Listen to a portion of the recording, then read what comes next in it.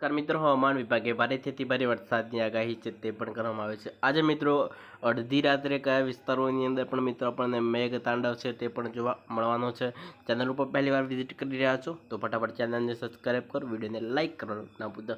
ત્યાર પછી મિત્રો રાત્રે 9 વાગ્યાની અપડેટ પ્રમાણે જો વાત કરીશું તો રાત્રે પણ આ વિસ્તારોની અંદર મિત્રો છે મેઘો છે તે ધબધબાટી બોલાવી શકે છે। અહેમદાબાદના કેટલાક વિસ્તારો છે, જામનગરના કેટલાક વિસ્તારો છે, કોહાના કેટલાક વિસ્તારો છે, સુરતના કેટલાક વિસ્તારોની અંદર પણ મિત્રો છૂટા સ્તરે ભારે વરસાદ પડે તેવી પણ આગાહીઓ છે તે પણ સામે આવી રહી છે।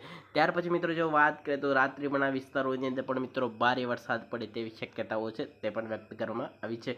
બોટાદના કેટલાક વિસ્તારો છે, જસદણ છે, ગોંડલ છે, રાજકોટ છે, ચોટીલા છે, સુરેન્દ્રનગરના કેટલાક વિસ્તારો છે, મોરબીના કેટલાક વિસ્તારો છે, કુડા છે, વિરમગામના કેટલાક વિસ્તારો છે, અહેમદાબાદ છે, ધોલકાના કેટલાક વિસ્તારો છે, નલિયાના કેટલાક વિસ્તારો છે, વડોદરા છે।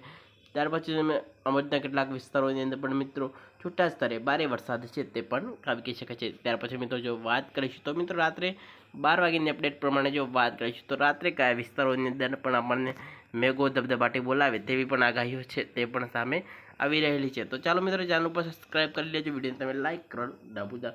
ત્યાર પછી મિત્રો જો વાત કરીએ તો 12 વાગ્યાની અપડેટ પ્રમાણે પણ વાત કરીશું જસદણ છે, ત્યાર પછી મિત્રો જો મોરબીના કેટલાક વિસ્તારો છે, કુડા છે।